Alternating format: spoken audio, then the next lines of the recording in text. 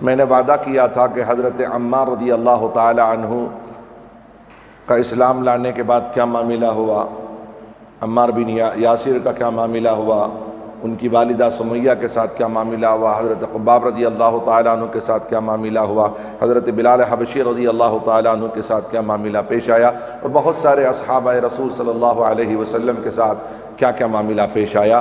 یہ نبی پاک صلی اللہ علیہ وسلم کے دور میں ابتدائی مرحلے رہے، کیوں کہ مکہ کی زندگی ہے۔ مکی زندگی میں آپ کو معلوم ہے کہ کفار مکہ کا رویہ کیا رہا نبی پاک صلی اللہ علیہ وسلم کے ساتھ اور ان کے اصحاب کے ساتھ۔ نبی پاک صلی اللہ علیہ وسلم کو ایذا رسائی کرنا کفار کا یہ اپنا مشغلہ تھا، اپنا کام بنا لیا تھا۔ کاروبار چھوڑ کر کے نبی پاک صلی اللہ علیہ وسلم کو تکلیف پہنچانا یہ ان کا اپنا مشغلہ بن گیا، یہی کام تھا کفار کا۔ نبی پاک صلی اللہ علیہ وسلم کو طرح طرح کی تکلیفیں دیں، اور آپ کو طائف کا بھی جو ہے انشاءاللہ تبارک و تعالی ادھر کا گزر بھی کراؤں گا۔ طائف کے میدان میں نبی پاک صلی اللہ علیہ وسلم کے ساتھ کیا معاملہ پیش آیا۔ سب سے پہلے حضرت عمار رضی اللہ تعالیٰ عنہ جنہوں نے اسلام قبول کیا، پوشیدہ چھپ چھپ کر کے اسلام انہوں نے قبول کیا تھا۔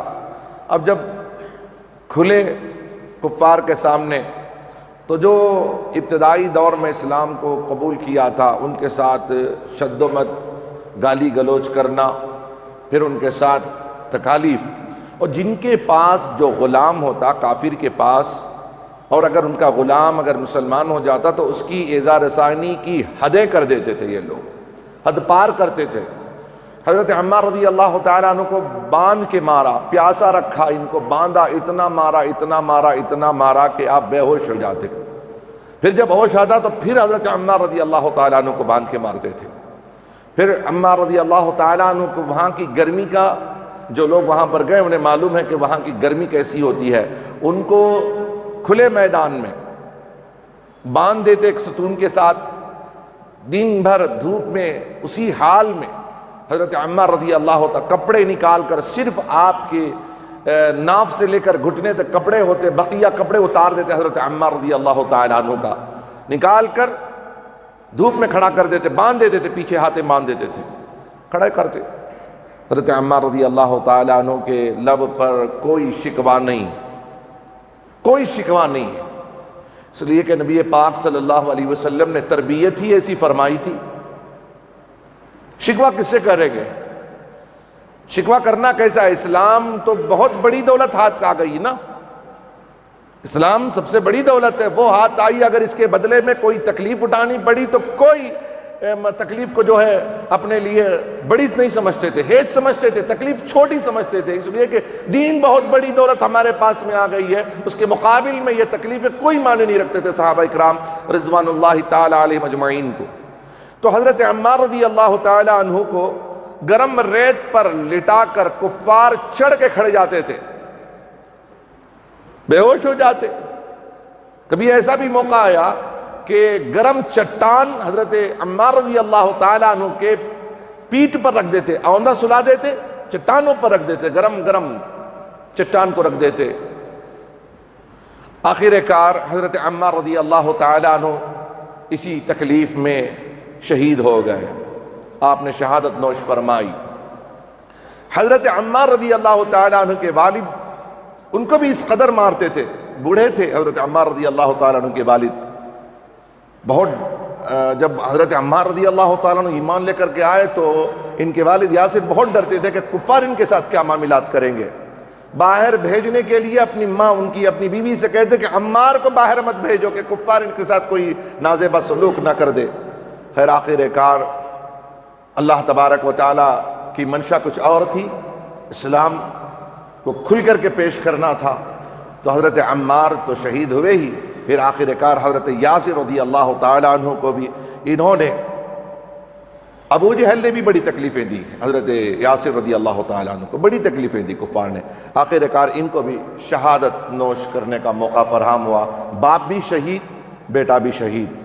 اور اسی حد تک نہیں ہے، ان کی ماں سمیہ جنہوں نے اسلام قبول کیا تھا، انہیں تکلیفیں سیم جیسے حضرت عمار رضی اللہ تعالیٰ عنہ کو گرم ریت پر لٹایا کرتے تھے، حضرت عمار رضی اللہ تعالیٰ عنہ کی والدہ سمیہ کو بھی ایسی تکلیف دیا کرتے تھے۔ سوچ کے دیکھیں نا کہ ان لوگوں کے ساتھ کیسا سلوک ہوا ہے۔ بس اسلام قبول کرنا ان کے لیے ایک جرم ہو گیا، ان کو تکلیفیں پہنچائی۔ آج ہمارے پاس اگر کوئی تکلیف ہو جاتی نا، کوئی پاسپورٹ بننے میں تکلیف ہو جاتی، ہمارے آدھار کارڈ بننے میں کوئی تکلیف ہو جاتی، تو ہم شکوہ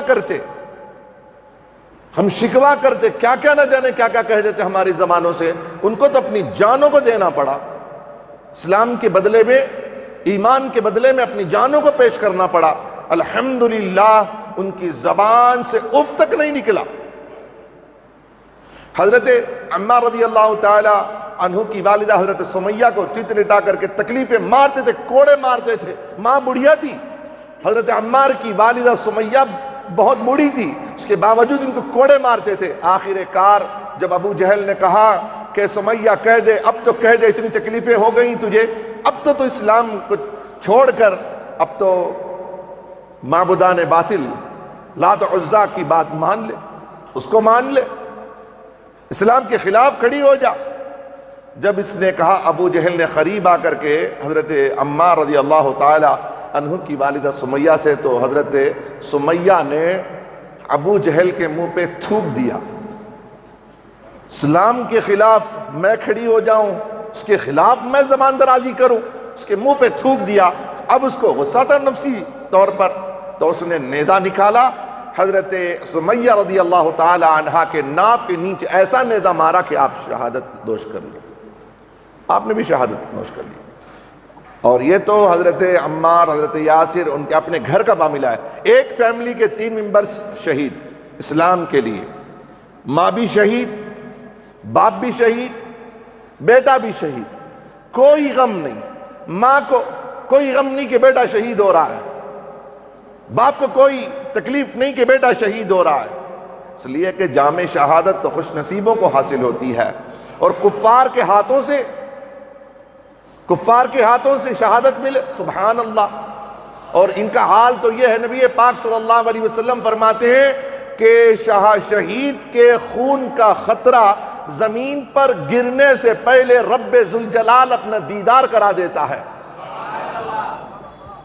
شہادت وہ عظیم دولت ہے، خدائے وحدہ لا شریک۔ کیوں؟ اس لیے کہ اس کی ذات کے لیے، اس کے دین کے لیے جنہوں نے اپنے آپ کو فنا کر دیا، اللہ کے لیے اپنے آپ کو فنا کیا، اللہ کے راستے میں خود کو فنا کیا، تو رب ذوالجلال اس کے بدلے میں کیا کرتا ہے؟ اپنا دیدار عطا فرماتا ہے۔ یہی فرمایا نبی پاک صلی اللہ علیہ وسلم، جب انہیں جنت دکھایا جائے گا، جنت میں پوچھا جائے گا کہ کیا اس میں کچھ کمی ہے؟ شہیدوں سے پوچھا جائے گا کوئی کمی ہے میری جنت میں؟ وہ عرض کریں گے کہ مولا جنت میں تو کوئی کمی ہے نہیں، سب کچھ ہے الحمدللہ، تیری جنت میں تو نے کوئی کمی نہیں رکھی ہے۔ لیکن رب ذوالجلال وہ مزہ جب شہادت کے وقت میں ہمیں آیا تھا، کافر کی تلوار جب ہمارے بدن پر چلتی تھی، وہ تیرا جب دیدار اس وقت میں ہوتا تھا، اس وقت کا جو مزہ ہے وہ مزہ جنت میں نہیں آ رہا ہے۔ مولا ہمیں بار بار دنیا میں بھیج، بار بار ہم تیرے نام پر ہم قربان ہوتے رہیں اور ہم وہ مزہ لیتے رہیں۔ تو الحمدللہ جنہوں نے اپنی ذات کو اسلام کے لیے ختم کیا، جنہوں نے تن من دھن قربان کیا، جب آدمی ختم ہو جائے تو سب سمجھو کہ سب کچھ لٹ گیا نا، اس کا سب کچھ چلا گیا۔ حضرت صہیب رضی اللہ تعالیٰ عنہ، انہوں نے بھی جب اعلان کیا کہ میں بھی مسلمان ہو گیا ہوں، ان کو بھی تکلیفیں دی، پتھر مارے گئے ان کو، اور ان کے گلے میں رسی ڈال کر اس قدر کھینچتے تھے کہ آپ بے ہوش ہو جاتے، کفار یہ سمجھ کر کے چھوڑ جاتے کہ شاید صہیب مر گیا ہے، پھر کافی دیر کے بعد ہوش آتا تو آپ اٹھ کے چلے جاتے تھے۔ صہیب رضی اللہ تعالیٰ عنہ کو چھوڑا نہیں گیا، نہ کھانے نہ سونے دیا گیا حضرت صہیب رضی اللہ تعالیٰ عنہ کو۔ آخر کار حضرت صہیب رضی اللہ تعالیٰ عنہ نبی کریم صلی اللہ علیہ وسلم کی اجازت سے مدینے کو جانے کا انہوں نے عہد کر لیا کہ اب ہم مدینے چلے۔ اس نبی پاک صلی اللہ علیہ وسلم نے ارشاد فرمایا کہ کچھ صحابہ ایسے ہیں جن کو نبی پاک صلی اللہ علیہ وسلم نے خود اجازت مرحمت فرما دی تھی کہ وہ مدینے چلے جائیں. تو حضرت صہیب نکل گئے مدینے کو جانے کے لیے، تو کفار روک لیا راستہ. کہا کہ صہیب جا رہے ہو؟ ہاں جا رہا ہوں میں. آپ کی پراپرٹی ہے، آپ کے باغات ہیں، آپ کے گھر ہیں. کہا کہ سب کچھ اللہ کے لیے قربان کر کے جا رہا ہوں میں، جس کو جو چاہے لے لو. دین عظیم چیز ہے، اسلام بہت بڑی دولت ہے، اس کے سامنے میری پراپرٹی کوئی معنی نہیں رکھتی ہے. اللہ کے رسول صلی اللہ علیہ وسلم پر ایمان لانا میرے بیوی بچے میرے گھر بار سب سے زیادہ عظیم چیز ہے. میں سب کو قربان، سب چھوڑ کر کے حضرت صہیب رضی اللہ تعالیٰ عنہ مدینے چلے گئے. یہ ان لوگوں کی قربانیاں ہیں جنہوں نے اپنا تن من دھن سب قربان کیا. ان کی قربانی کا نتیجہ ہے کہ آج ہم مسجدوں میں بیٹھے ہوئے ہیں. آپ قرآن کریم کی تلاوت کر رہے ہیں، آپ کے ہاتھوں میں حدیث پاک آج موجود ہے. آج آپ پاک ستھرے اس وجہ سے ہیں کہ انہوں نے اپنی قربانیاں پیش کی. اگر وہ قربانی نہ پیش کرتے دین کہاں تک پہنچتا؟ جبر کیا نا، ظلم کیا نا، ظلم کو سہتے رہے. اور الحمدللہ انتہا ہو گئی تو جان قربان کر دیا. حضرت بلال حبشی، اللہ اکبر، سب جانتے ہیں بلال حبشی رضی اللہ تعالیٰ عنہ کے ساتھ امیہ بن خلف کے غلام تھے. حضرت بلال حبشی رضی اللہ تعالیٰ عنہ، پہلے غلاموں کا سلسلہ چلتا تھا. غلام کو خرید لیا جاتا تھا، اپنے پاس رکھتے تھے. اگر اسے آزاد ہونا تو اتنے درہم و دینار دے کر کے وہ آزاد ہو جائے. تو حضرت بلال حبشی رضی اللہ تعالیٰ عنہ یہ امیہ بن خلف کے جو ہے وہ غلام تھے. وہ اتنا ستاتا، اتنے کوڑے مارتا حضرت بلال حبشی رضی اللہ تعالیٰ عنہ کو. پھر وہی حال جو حضرت عمار کے ساتھ کیا جاتا تھا، وہی حضرت بلال حبشی کو گرم ریت پر لا کر کے سلا دیا جاتا، گرم گرم چٹان رکھا جاتا. آپ کے ہاتھوں پہ کوڑے مارے جاتے، پیروں پہ کوڑے مارے جاتے، پیٹھ پہ کوڑے مارے جاتے. آپ کی کھال ہے نا وہ کٹ جاتی تو اس پر وہ لوگ گرم گرم چٹان رکھتے تھے، نمک ڈالتے تھے اس پر، آپ کی زخموں پر نمک ڈالتے تھے. بلال حبشی رضی اللہ تعالیٰ عنہ کی، بلال حبشی رضی اللہ تعالیٰ عنہ کے تعلق سے فرمایا گیا کہ بلال حبشی اس قدر ان کو تکلیف دی گئی کہ آپ جب گرم ریت پر لٹا دیا جاتا نا تو آپ کے بدن سے چمڑا پھٹ کر چربی نکل جاتی تھی. آپ کے بدن کی چربی نکل کر پتھروں میں اتر جاتی تھی، ریت میں اتر جایا کرتی تھی. بہت تکلیف دیا کرتے حضرت بلال حبشی رضی اللہ تعالیٰ عنہ کو.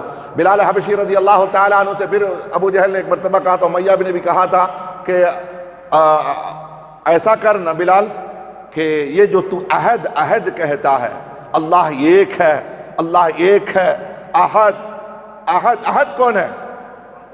عہد کون ہے؟ اللہ کا ایک نام کیا ہے؟ عہد ہے. ایک کون؟ اللہ کی ذات ہے، وہ احد. قل هو اللہ احد، ایک ہے وہ اللہ، ایک ہے. بلال یہی اپنی زبان سے کہتے. آ کر کے کہا کہ ایسا کر بلال، خاموش تو ہو جا، خاموش ہو جا، چھوڑ دے نا، بولنا چھوڑ دے. احد. جب کوڑے مارتے تھے نا تو حضرت ابو بکر صدیق رضی اللہ تعالیٰ عنہ نے دیکھا، دوڑ کے آئے، امیہ سے کہا، امیہ جب پہلے تو آئے بلال کے پاس، آ کے کہنے لگے بلال اتنے کوڑے کھاتے ہیں بلال، کم سے کم اسلام تو اتنا مکلف نہیں بنایا کہ تجھے جبرن عہد کہنے پر مجبور کرے، اتنا تو مکلف نہیں کرتا تجھے بلال. ایسا کر کہ یہ کہتے ہیں نا خاموش ہو جا. تو بلال حبشی رضی اللہ تعالیٰ عنہ کہتے ہیں ابو بکر امیہ کہتا ہے تو کہہ لے. ابو بکر تم نہ کہو، اس لیے کہ جب میں عہد کہتا ہوں اور جب یہ لوگ کوڑے مارتے ہیں تو اللہ کی عزت کی قسم رب ذوالجلال مجھ سے پوچھتا ہے بلال تیرا حال کیا ہے؟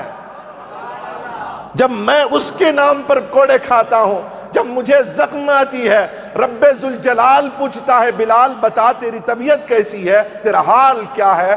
تو مجھے کوئی فرق نہیں پڑتا، جب رب ذوالجلال کی آواز لا ہوتی آواز میرے کان میں پڑتی ہے، ان کے تکلیف دینا میرے لیے کوئی معنی نہیں رکھتے۔ بشری تقاضا تھا نا، بشری تقاضا تھا۔ ابو بکر صدیق رضی اللہ عنہ نے کہا امیہ بلال کو چھوڑ دے۔ کہا کہ بلال کو چھوڑ دو، اتنے درہم و دینار دینے پڑیں گے۔ کہا کہ ٹھیک ہے کوئی بات نہیں۔ ابو بکر صدیق رضی اللہ تعالیٰ عنہ نے مال نکالا، امیہ کی طرف بڑھا۔ امیہ نے کہا ابو بکر تو پورے عرب میں تجھے بہت زیادہ چالاک سمجھتا تھا، بہت زیادہ ذہین سمجھتا تھا، بہت بڑا تاجر سمجھتا تھا تجھے، لیکن آج معلوم ہوا کہ پلے درجے کا تو بے وقوف ہے۔ ابو بکر نے کہا کہ کس بات پر بے وقوفی میری سمجھ میں آئی تجھے؟ اس نے کہا امیہ نے کہ ابو بکر یہ اتنا بیکار غلام اتنی رقم دینے کے لیے تیار ہو گیا، کھوٹے سکے کو لینے کے لیے اتنے درہم و دینار خرچ کر رہا ہے۔ حضرت بلال حبشی رضی اللہ تعالیٰ عنہ کے تعلق سے حضرت ابو بکر صدیق رضی اللہ تعالیٰ عنہ امیہ سے کہتے ہیں امیہ میں بھی تجھے نا پورے مکہ میں سب سے زیادہ ہوشیار سمجھتا تھا، سب سے بڑا تاجر سمجھتا تھا، تو رئیس تھا، لیکن آج معلوم ہوا ہے کہ تو سب سے بڑا بے وقوف ہے۔ امیہ نے پوچھا کیا بات ہے؟ کہا کہ اس بلال کو بس اتنی سی رقم تو نے پوچھی، اتنی رقم تو نے پوچھی بلال کی بدلے میں، بلال کو دینے کے لیے نہ اگر تو کہتا ابو بکر تیری ساری دولت دیتے، اللہ کی قسم میں تمام دولت دے دیتا، بلال کو خرید لیتا میں، بلال کے بدلے میں اتنی تھوڑی رقم مانگی ہے تو پھینکا۔ ابو بکر صدیق رضی اللہ تعالیٰ عنہ نے حضرت بلال حبشی کو لیا۔ اب گفتگو کرتے کرتے کہاں جا رہے ہیں؟ دیار رسول پہ جا رہے ہیں، دربار رسول میں جا رہے ہیں۔ نبی پاک صلی اللہ علیہ وسلم تشریف فرما ہے، حضرت بلال حبشی ہے، ادھر ابو بکر صدیق رضی اللہ تعالیٰ عنہ نے ہاتھ پکڑا ہے بلال حبشی کا، ابو بکر لے جا رہے ہیں نبی پاک صلی اللہ علیہ وسلم کے دربار میں، اور کھڑا کر کے کہتے ہیں الصلاۃ والسلام علیک یا رسول اللہ صلی اللہ علیہ وسلم، غلام حاضر ہے یا رسول اللہ، اس بلال کو اپنی خدمت میں قبول کر لیجئے یا رسول اللہ۔ نبی پاک صلی اللہ علیہ وسلم کی بارگاہ میں ابو بکر صدیق نے تحفتاً بلال حبشی کو وقف کر دیا، یا رسول اللہ آپ انہیں رکھ لیں۔ تو بلال حبشی رضی اللہ تعالیٰ عنہ نبی پاک صلی اللہ علیہ وسلم کی خدمت میں رہے، تمام عمر نبی پاک صلی اللہ علیہ وسلم کی خدمت میں رہے، اور آپ کو معلوم ہے کہ طائف کے میدان میں آپ کی نبی پاک صلی اللہ علیہ وسلم جب مکے میں کام کیا نا، جو تکلیفیں ہوئی، اچھا اس میں ایک اور بات بھی ہے، نبی پاک صلی اللہ علیہ وسلم کو تکلیفیں، جب نبی پاک صلی اللہ علیہ وسلم دعوت دین پہنچانا بند نہیں کیا تو آپ نے پہلے تو ابو سرکار دو عالم صلی اللہ علیہ وسلم کے پاس ایک آدمی کو بھیجا کہ پوچھ آؤ کہ آخر یہ محمد چاہتے کیا ہے، اتنی تکلیفیں دینے کے بعد اس کے باوجود بھی یہ دین حق پیش کرنے سے باز نہیں آتے۔ ایک آدمی کو بھیجا، وہ آئے، نبی پاک صلی اللہ علیہ وسلم کے ساتھ گفتگو کرتے کرتے کہیں جا رہے تھے، سفر کر رہے تھے، کہا کہ محمد یہ تو بتاؤ تمہاری خواہش آخر کیا ہے، اتنا کر رہے ہو، اتنا ظلم سہنے کے باوجود بھی دعوت دین پیش کر رہے ہو، اگر تمہاری منشا یہ ہے، تمہارا خیال یہ ہے کہ عرب کی سرداری ہمیں مل جائے تو میں وعدہ کرتا ہوں کہ عرب کی سرداری تمہیں دے دی جائے گی، اس کے بدلے میں تم دین حق دعوت دین پیش کرنا بند کر دو۔ اگر تمہاری منشا یہ ہے کہ عرب کی سب سے حسین و خوبصورت ایک دوشیزہ سے نکاح ہو جائے، اگر یہ بات ہے تو میں وعدہ کرتا ہوں کہ محمد صلی اللہ علیہ وسلم تمہاری شادی عرب کی ایک خوبصورت دوشیزہ سے کر دی جائے گی، اس کے بدلے میں تمہیں دعوت دین پیش کرنا بند کر دو۔ انہوں نے اپنی جانب سے جو آفر پیش کرنا تھا آفر پیش کر دیا۔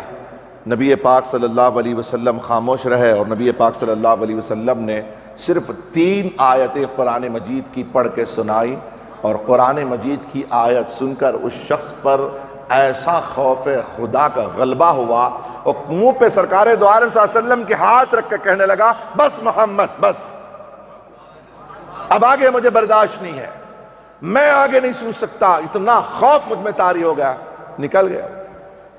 کفار نے پوچھا کیا حال ہے، کیا بات، کیا کہہ رہے ہیں محمد؟ کہا کہ وہ جو تم سمجھتے ہو نا جو کتاب ان پہ نازل ہوئی قرآن، یہ بشر کا کلام نہیں ہے، یہ انسانی کلام نہیں ہے، محمد کا کلام نہیں ہے، یہ لاہوتی کلام ہے۔ اور جو تم سوچ رہے ہو کہ ان کے مشن کو بند کر دو گے، میں کہتا ہوں کہ تم ان کی مشن کو بند نہیں کر سکتے، اس لیے کہ یہ محمد کی طاقت نہیں ہے، یہ محمد کی طاقت نہیں ہے، یہ محمد کے خدا کی طاقت ہے، یہ بند نہیں ہو سکتا ہے۔ کفار نے کہا کہ دشمن کی طاقت کو ہمارے سامنے پیش کر کے ہم کو کمزور کرنا چاہتے ہو؟ کہا کہ میری رائے تمہارے لیے اتنی ہے، یہ کہہ کر کے وہ چلے گئے۔ اب پلان کیا سب نے، کفار قریش کے تمام سرداروں نے، کہ اب جو کفالت کر رہے ہیں محمد صلی اللہ علیہ وسلم کی، کون کفالت کون کر رہے، پرورش کون کر رہے تھے؟ ابو طالب رضی اللہ تعالی عنہ۔ دیکھیے ایسا ہوتا ہے نا کہ ابو طالب رضی اللہ تعالی عنہ میں کہہ دیتا ہوں، ابو طالب، میں احتراماً چچا کے لیے میں الفاظ استعمال کرتا ہوں، تو ہو سکتا ہے کہ اس میں کچھ احباب کو اس بات میں کچھ اعتراض ہو کہ نبی پاک صلی اللہ علیہ وسلم کے چچا کفر کی حالت پر کفر کی حالت پر ان کا خاتمہ ہوا ہے، تو ان کو رضی اللہ تعالی عنہ کہنا ریکارڈ پیش کرتے ہیں۔ ہم بھی آج آپ کے سامنے کچھ بات پیش کر دیتے ہیں، ہمارے اکابرین کی بات پیش کرتا ہوں۔ اعلیٰ حضرت علیہ رحمت و رضوان کا جو اپنا موقف ہے وہ بھی ہے ہمارے سامنے، اور سرکار اعلیٰ حضرت علیہ رحمت و رضوان کے مشائخ جو تھے، جن کے دربار سے انہوں نے فیضان لیا تھا سرکار اعلیٰ حضرت علیہ رحمت و رضوان نے، ان کا موقف بھی میں آپ کے سامنے آج پیش کروں، تاکہ آپ کے اندر یہ باتیں نہ رہے کہ بھئی یہ حضرت ابو طالب رضی اللہ تعالیٰ عنہ کہتے ہیں، ابو طالب کو رضی اللہ تعالیٰ عنہ کہتے ہیں کہ کفر کی حالت میں ایمان پر ان کا خاتمہ نہیں ہوا ہے۔ سن کے رکھیں، دو باتیں میں آج آپ کے سامنے پیش کر دوں۔ آج سیرت مصطفیٰ صلی اللہ علیہ وسلم کے تعلق سے مجھے پیش کرنا ہے، پھر اس میں درمیان میں یہ بھی ضروری ہے کہ اس اپنے موقف کو بھی میں آپ کے سامنے پیش کر دوں۔ یاد رکھو، اس میں دو قول ہے، ہمارے اکابرین کی، محدثین کی، متکلمین کی، متقدمین کی دو جماعتیں ہیں۔ کہتے ہیں کہ اگر کوئی حضرت ابو طالب رضی اللہ تعالیٰ عنہ کہے، ابو طالب کو رضی اللہ تعالیٰ عنہ کہے، ان کے ایمان کی اگر کوئی گفتگو کرے تو اس پر اعتراض کرنے کا حق نہیں ہے۔ اگر ان کے کفر پر اگر کوئی ایمان رکھتا ہے، اس کا عقیدہ یہ ہے، اس پر بھی جبر کرنے کی کوئی ضرورت نہیں ہے۔ جو شخص چاہے ان کے ایمان کے عقیدے کو اگر رکھنا چاہتا ہے کہ یہ ایمان پر ان کا خاتمہ ہوا ہے، اس پر بھی ہم خاموش، اور جو ان کے کفر پر بھی اگر کوئی اپنا عقیدہ بناتا ہے کہ ان کا خاتمہ ایمان پر نہیں ہوا ہے، تو اس پر بھی موقف یہ ہے کہ وہ خاموشی اختیار، ان کے اوپر جبر نہیں کیا جائے گا۔ جو یہ کہے کہ وہ کفر کی حالت میں مرے ہیں، تو ہم ان کو زبردستی یہ تھوپ نہیں سکتے کہ آپ ان کے ایمان کے قائل بن جائیں، ایمان کے قائل بن جائیں، ان کے ایمان پر خاتمے کے قائل بن جائیں۔ اگر کوئی ان کے ایمان کے خاتمے کا قائل ہے تو اس کو کوئی جبر نہیں کر سکتا کہ آپ ان کے کفر پر جو ہے وہ ان کے قائل بن جائیں کہ یہ کفر پر ان کا خاتمہ ہوا ہے۔ میں ایک بات سنا دیتا ہوں نبی پاک صلی اللہ علیہ وسلم کے دور کا، ان کی حیات کا، اس سے آپ اندازہ لگا لیں۔ حضرت ابو طالب رضی اللہ تعالیٰ عنہ بیمار تھے، بیمار ہو گئے تھے، اس قدر بیمار آپ بستر کے ہو گئے، کمپلیٹ۔ یہاں تک لکھا ہوا ہے حدیث میں کہ آپ کو انگوٹے کو حرکت دینے کی تک طاقت ختم ہو گئی۔ حضرت ابو طالب کون ہے؟ چچا، سرکار دو عالم صلی اللہ علیہ وسلم کے چچا ابو طالب۔ نہ پاؤں کے انگوٹے کو حرکت کرنے کی طاقت، نہ ہاتھ کے انگوٹے کو حرکت کرنے کی طاقت۔ جب آپ اس قدر بیمار ہو گئے تو نبی پاک صلی اللہ علیہ وسلم تشریف لائے۔ سرکار دو عالم صلی اللہ علیہ وسلم چچائے نا بھائی، انہوں نے کفالت کی ہے، اللہ اکبر، پورے مکہ سے دشمنی مول لی سرکار دو عالم صلی اللہ علیہ وسلم کے لیے، اپنے بھتیجے کے لیے، پورے کفار سے۔ شیب ابی طالب کا واقعہ نہیں معلوم ہے آپ کو؟ جو کچھ بھی کیا صرف اپنے بھتیجے کی خاطر کیا۔ تو یہ جب بیمار ہو گئے، سرکار ان کے گھر تشریف لا رہے ہیں۔ سوچو خالی ایک بار نہ خواب میں سرکار آ جائیں، ایک بار خواب میں آ جائیں تو پوری دنیا کو کہتے پھرتے ہو کہ میری قسمت کے ستارہ چمک گیا کہ حضور میرے خواب میں تشریف لائے، میرے خواب میں تشریف لائے۔ جو بھی ملتا کہتا ہے کہ میرے خواب میں سرکار تشریف لائے، کرم ہو گیا کہ سرکار میرے خواب میں نظر آ گئے۔ کہتے نہیں کہتے؟ ارے تمہارے خواب میں آئیں، تمہیں اتنا غرور۔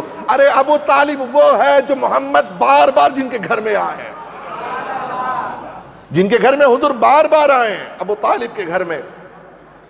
اور آئے سرکار دو عالم صلی اللہ علیہ وسلم نے سرہانے کھڑ کے ارشاد فرمایا، چچا جان طبیعت کیسی ہے؟ کہا کہ بھتیجے محمد انگوٹے کو حرکت تک دینے کو نہیں ہو رہا ہے، اس قدر میں بیمار ہو گیا ہوں۔ تو کہتے ہیں ابو طالب کہتے ہیں محمد جو تیرا رب، جسے تو اللہ کہتا ہے، جو تیرا رب ہے، تیرا رب محمد تیرا رب، تو اسے کہہ دے کہ وہ مجھے شفا دے۔ محمد تو اپنے رب سے کہہ، اللہ جسے کہتا ہے تو اس سے کہہ کہ وہ مجھے شفا دے۔ تو نبی پاک صلی اللہ علیہ وسلم نے ڈیمانڈ نہیں کیا چچا جان ایسا کریں کہ آپ پہلے ایمان لے کر آؤ پھر میں بعد میں دعا کرتا ہوں، پہلے ایمان لے کر کے آ جاؤ نا، میں بعد میں دعا کرتا ہوں۔ موقع اچھا ہے نا، ڈیمانڈ کرنے کا موقع بھی بڑا زبردست ہے۔ اب موقع ہے کہ اب تو ایمان لے کر آ جائیں، تو اب میں ڈیمانڈ تو کر لوں۔ نبی پاک صلی اللہ علیہ وسلم نے ایک سیکنڈ کے لیے بھی وقفہ نہیں کیا، ایک سیکنڈ کے لیے بھی انتظار نہیں کیا، فوراً آسمان کی طرف دیکھا، اللہم اشفی امی، یا اللہ میرے چچا کو شفا عطا فرما، میرے چچا کو شفا دے۔ ایک سیکنڈ ادھر امی، اللہم اشفی امی، می جو امی کا میرے چچا کا لفظ اختتام پذیر ہوتا ہے، یہاں امی کا لفظ ختم ہوتا ہے۔ کتابوں میں آیا ہے کہ ابو طالب پیروں کو جھٹکا مار کے کھڑے ہو جاتے ہیں، پیروں کو جھٹکا مار کے ابو طالب کھڑے ہو جاتے ہیں۔ ارے میں پوچھنا چاہتا ہوں، جو محمد اشفی کہہ کے اپنے چچا کو شفا دلوا سکتا ہے، وہ محمد اپنے چچا کو ایمان کی دولت نہیں دے سکتا ہے؟ کیا اس کے رب کے پاس ایمان کی دولت نہیں ہے کہ جو زندگی بھر کفالت کرے محمد کی؟ ہمارا عقیدہ ہے بھائی، آپ ہمارے اوپر کوئی چیز مت تھوپو، اور ہم آپ پر بھی، آپ کا عقیدہ ہے، آپ مانتے ہیں، آپ کا موقف جو ہے وہ آپ اپنے بار رکھیں۔ حضرت داتا حجویری، آپ کا موقف کیا تھا؟ آپ کا موقف بھی حضرت ابو طالب ایمان پر خاتمے کے قائل داتا حجویری بھی ہیں، اور سرکار اعلی حضرت کے مشائخین بھی سرکار ابو طالب رضی اللہ تعالیٰ عنہ کے ایمان کے قائل ہیں۔ سمجھ گئے آپ؟ بس میرا موقف ہے، اگر آپ ایمان ابو طالب کے قائل نہیں ہیں تو ہم آپ کے پیر نہیں پڑ سکتے کہ آپ مانیں۔ آپ اپنے موقف پر رہیے، ہم اپنے موقف پر رہیں گے، اس پر کوئی دو رائے نہیں ہے۔ آپ رہیے اپنے موقف پر، ہم اپنے موقف پر رہیں گے۔ تو ابی طالب کون؟ ابی طالب کون؟ علی کے باپ، مولا علی کے باپ کا نام ابو طالب ہے، مولا علی کے باپ کا نام ابو طالب۔ آ گئے وہاں پر پورے کفار آ گئے، وہ کہنے لگے ابو طالب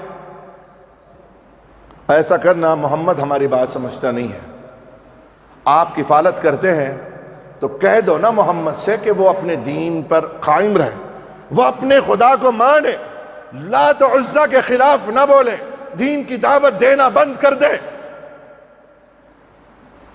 اگر محمد چاہتا ہے پورے عرب کی دولت تو اس کے سامنے ہم ڈھیر لگا دیں گے دولت کی، کہہ دو محمد سے۔ سرداری چاہتا ہے، کہہ دو محمد سے کہ ہم سرداری دینے کے لیے تیار ہیں، جو اس کی پسند ہوگی وہ ہم پورا کریں گے، ورنہ آگے اگر وہ اس پر نہ رکے تو ہم آگے کیا اسٹیپ لینے والے ہیں ہم بہت سخت اسٹیپ لیں گے اس کے آگے. کس کو وارن کر کے جا رہے ہیں؟ ابو طالب رضی اللہ تعالیٰ عنہ. ٹھیک ہے، ابو طالب رضی اللہ تعالیٰ عنہ کے پاس سرکار دو عالم صلی اللہ علیہ وسلم تشریف لائے. پھر تشریف لا رہے ہیں ابو طالب کے پاس. ہاں، بار بار جن کے گھر آ رہے ہوں، ارے جن کے قدم بار بار چلے نا، جن کے قدم منبر و محراب سے لے کر جن کے کمرے تک جو بار بار چلے وہ اللہ جسے جنت کا باغ بنا دے. وہ ابو طالب تو وہ ہیں کہ روزانہ ان کی زیارت کے لیے امام الانبیاء جا رہے ہیں. میرا موقف ہے بھائی، یہ میرا عقیدہ ہے، آپ کے عقیدے کو میں ٹھیس نہیں پہنچانا چاہتا. آپ کا جو موقف ہے وہ آپ رکھیں. اس میں 50% وہ ہو کوئی مذائقہ نہیں، 50% یہ ہے کوئی مذائقہ نہیں ہے. میرا موقف ہے بھائی. میرے مرنے کے بعد مجھے نہ جواب دینا ہے، مجھے نہ جواب دینا ہے. اور انشاءاللہ تعالی میں کیا جواب دوں گا؟ انشاءاللہ علی کا باپ جواب دیں گے انشاءاللہ. ہمارے ایمان کے ہم تو آج کہتے ہیں ان کے ایمان کے بارے میں. ہمارے ایمان کے بارے میں حسان کو کہنے کی ضرورت نہیں ہے کہ میرا ایمان کہتا تھا. میرا ایمان یہ ہے کہ علی کا باپ حسان کے ایمان کی گواہی دے گا انشاءاللہ تبارک و تعالی. ہم تو ان سے نسبت رکھتے ہیں جن سے سرکار نسبت رکھتے ہیں. ابو طالب کے پاس آئے سرکار دو عالم صلی اللہ علیہ وسلم. ابو طالب کہنے لگے رضی اللہ تعالیٰ عنہ، محمد کفار آئے تھے، سردار قریش آئے تھے اور کہنے لگے کہ یہ دعوت دین کا کام بند کر دیں. یہ آفر دے کے گئے. نبی پاک صلی اللہ علیہ وسلم نے مسکرا کے ارشاد فرمایا کہ چچا جان ذرا جلال میں آ گئے. سرکار دو عالم صلی اللہ علیہ وسلم تھوڑا سا لہجہ ابو طالب رضی اللہ تعالیٰ عنہ کا تھوڑا سا بدل گیا تھا، تھوڑا سا بدلا، اس لیے کہ ادھر بھی وارن تھا نا، ان کے اوپر بھی وارن تھا. سرکار دو عالم صلی اللہ علیہ وسلم کی جان کے تعلق سے بھی انہوں نے وارن کر کے جو ہے متنبع کر کے گئے تھے کہ حالات بڑے گمبھیر ہو جائیں گے. تو تھوڑا سا لہجہ بدلا، کہا محمد اب تم چچا کی بات مان لینا محمد. تو نبی پاک صلی اللہ علیہ وسلم نے ارشاد فرمایا میرے چچا جان سن لو اور کہہ دو کہ یہ دولت کی جہاں تک بات ہے، جہاں تک شہرت کی بات ہے، یہ لوگ مکہ کے لوگ، یہ کفار قریش اگر میرے ہاتھ میں ایک ہاتھ میں سورج ایک ہاتھ میں چاند لا کے رکھ دیں اور کہیں کہ محمد یہ کام سے باز آ جا، میرے رب ذوالجلال کی قسم میں اس کام سے باز آنے والا نہیں ہوں. اس کے آگے آپ کی مرضی ہے. نبی پاک صلی اللہ علیہ وسلم نے اپنی لہجہ بدلا اور جلال میں آ گئے. نبی پاک صلی اللہ علیہ وسلم نے آ گئے اور کہنے لگے ابو طالب سے.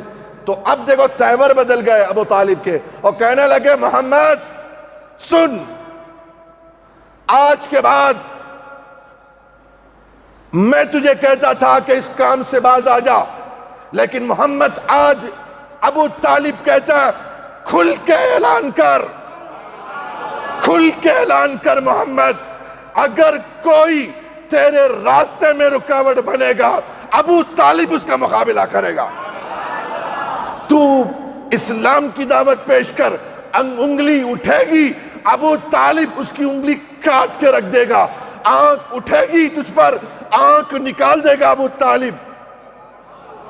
یہ ابو طالب کے جملے ہیں، یہ ابو طالب کے جملے ہیں. یہ آگے بڑھے، دین کی دعوت پیش کیا عرب میں. پھر معاملات تھوڑے یہاں گمبھیر ہو گئے نا، زیادہ سختی ہو گئی. وہاں یہ لوگ جو ہے جمع ہو جاتے، تکلیف دیتے.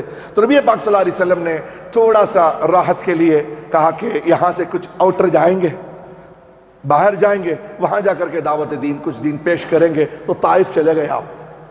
آپ طائف چلے گئے. طائف بھی ماشاءاللہ بہت سارے لوگ گئے ہیں اور وہاں کے تعلق سے بھی آپ کو معلوم ہے لوگ گئے اور صرف یہ دیکھنے کے لیے بھی گئے کہ سرکار دو عالم صلی اللہ علیہ وسلم کو کن کن لوگوں نے کہاں کا پتھرے مارے تھے. اب وہ گلیاں دیکھنے کے لیے، وہ جگہ دیکھنے کے لیے مجھے تو دل نہیں مانا کہ اس جگہ جاؤں جہاں پر سرکار کو تکلیف دی گئی تھی، جہاں سرکار کو اذیتیں پہنچائی گئی تھی. خیر ہم تو ساتھ میں چلے گئے زیارتیں، وہاں بھی کچھ چیزیں تھی دیکھنے کی، دیکھ لیا ہم نے بھی. تو جہاں تب طائف گئے تو طائف کے بڑے بڑے غنڈوں کے پاس وہاں کے بھی سردار تھے. سرکار دو عالم صلی اللہ علیہ وسلم نے جا کر کے دعوت دین پیش کیا. تو انہوں نے کہا کہ ہم تو اسے قبول نہیں کریں گے۔ اس کے بدلے میں انہوں نے کیا کیا کہ نوجوان لفنگوں کو جمع کیا۔ انہوں نے جمع کر کے کہا کہ محمد پر سنگ ریزیاں کرو، پتھر برسنا شروع کرو۔ طائف کا وہ میدان آج بھی گواہ ہے کہ نبی پاک صلی اللہ علیہ وسلم پر نوجوان لڑکوں نے پتھر مارے، اور اتنے پتھر مارے کہ پورا جسم لہو لہان ہو گیا آقا صلی اللہ علیہ وسلم کا۔ کس کے لیے برداشت کیا بھائی؟ آقا کو یا فرض تھا کیا؟ زبردستی تھی کیا؟ اگر انبیاء سابقین نے نا اگر ایسی تکلیفیں ہوتی بد دعا کر دیتے، ہلاک و برباد، سوروں کی شکل میں ہو گئے ان کی امتیں، بندروں کی شکل میں تبدیل ہو گئے، خون کی بارش برسا دیا رب ذوالجلال نے، مینڈکوں کی بارش برسا دیا رب ذوالجلال نے، مچھروں کے عذاب سے برباد کر دیا اللہ تبارک و تعالیٰ نے، کئی قسموں کی برسات، پتھروں کی بارشیں ہوئی، آگ کی بارشیں ہوئی ان لوگوں پر، کیا کیا نہیں ہوا ان پر۔ نبی پاک صلی اللہ علیہ وسلم پر پتھر برسائے اور آپ کی پنڈلی مبارک پر مارتے، آپ ایک پاؤں رکھتے پیر پہ مارتے، آپ کی پنڈلی سے خون نکل جاتا تھا۔ نبی پاک صلی اللہ علیہ وسلم تھوڑی دیر کے لیے اسی پیر میں مار کھاتے، آقا صلی اللہ علیہ وسلم کچھ افاقے کے لیے ایک پیر کو اٹھا کے رکھتے، پھر دوسرا پیر رکھتے، پھر اس پیر پہ مارتے کفار نوجوان، اور آپ ساتھ میں بلال حبشی ساتھ میں تھے، آپ پر بھی پتھر برسائے گئے، اور ایک تو پتھر آقا دو جہاں صلی اللہ علیہ وسلم کے پیشانی مبارک پر بھی لگا۔ حدیث پاک میں ہے کہ آقا دو جہاں صلی اللہ علیہ وسلم کے جسم مبارک سے اتنا خون نکلا کہ آپ کے موضع مبارک میں جمع ہو گیا خون۔ اتنے میں فرشتے آئے، عرض کرنے لگے یا رسول اللہ صلی اللہ علیہ وسلم آپ حکم دے، ادھر بھی آپ، اللہ کرے کہ آپ کو بھی وہاں کا منظر دیکھنے کو مل جائے کہ پہاڑوں کا بہت ادھر پورا ایریا پہاڑوں کا ہے۔ نبی پاک صلی اللہ علیہ وسلم سے فرشتوں نے کہا محمد اگر صلی اللہ علیہ وسلم اگر آپ اجازت دیں پہاڑوں کو ملا کر ان کو چکنا چور کر دیں، ختم کر دیں، پرماننٹ ختم کر دیں، آپ کو اتنی تکلیف دے رہے ہیں۔ فرشتے جن کو دل نہیں ہے، دل نہیں فرشتوں کو دل نہیں، مار پڑتی ہم کو ہوتا نا، کسی کو مار پڑا تکلیف ہوتی ہے نہیں، کسی کو چاقو لگ گیا تکلیف نہیں ہوتی دیکھتے ہی، ہم کو دوسرے کو لگی، یہ دل ہوتا ہے، احساسات، فرشتوں کو نہیں ہے وہ سب چیزیں۔ نبی پاک صلی اللہ علیہ وسلم کو تکلیفیں ہو رہی، اور فرشتے آئے کہنے لگے یا رسول اللہ ملا کے مار دیں، ختم کر دیں، پہاڑوں کو ملا دو، ٹپکا دو ان پر۔ نبی پاک صلی اللہ علیہ وسلم نے ارشاد فرمایا فرشتوں ان پر پہاڑ برسانا نہیں ہے، ان پر پہاڑ برسانا نہیں ہے، یہ لوگ نہیں جانتے میری دعوت کو، میری بات کو سمجھ نہیں رہے ہیں، یہ آج نہیں تو کل ان کی نسلیں ایمان لے کر کے آئیں گی، ایمان لے کر کے آئیں گی۔ الحمدللہ الحمدللہ، نبی پاک صلی اللہ علیہ وسلم نے جو فرمایا کہ ان کی نسلیں ایمان لے کر کے آئیں گی، الحمدللہ ان کی نسلیں ایمان لے کر کے آئے۔ آج پورے عرب میں جہاں بھی دیکھو وحدانیت، توحید پرستی، الحمدللہ توحید پرستی، ماشاءاللہ سبحان اللہ۔ تو آج آپ کو یہ بتانا ہے کہ اتنی جو قربانیاں آخر دو جہاں صلی اللہ علیہ وسلم نے پیش کی ہے، کس کے لیے پیش کی ہے؟ ہمارے لیے نا، تو ہم کو بھی اپنی زندگی میں انقلاب برپا کرنا ہے، اور اپنی زندگی میں دین کو لانا ہے، دین کو سمجھنا ہے، دین کو لوگوں تک پہنچانا ہے۔ اگر یہ کام نہیں کریں گے کل قیامت کے روز آپ پکڑے جائیں گے۔ اللہ تبارک و تعالی ہم تمام کو